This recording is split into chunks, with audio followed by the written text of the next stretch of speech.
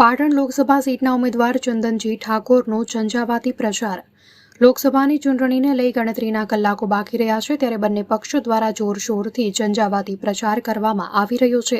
ત્યારે પાટણ જિલ્લા કોંગ્રેસ પક્ષના લોકસભા સીટના ઉમેદવાર ચંદનજી ઠાકોર દ્વારા હારીજ શહેર ખાતે રેલી સાથે પ્રચાર શરૂ કર્યો હતો।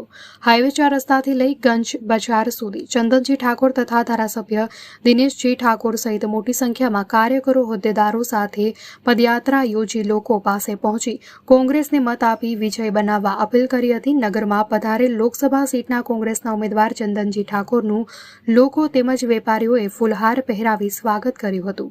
ચંદનજી ઠાકોરે બજારમાં પ્રખ્યાત જેપી ટી સ્ટોલ પર ચાની ચુસ્કી લગાવી ચાનો સ્વાદ માણ્યો હતો। આ કાર્યક્રમમાં મોટી સંખ્યામાં કોંગ્રેસના હોદ્દેદારો કાર્યકરો જોડાયા હતા। ચંદનજી ઠાકોરે કોંગ્રેસને વોટ આપી જંગી બહુમતીથી વિજય બનાવવા લોકોને અપીલ કરી હતી।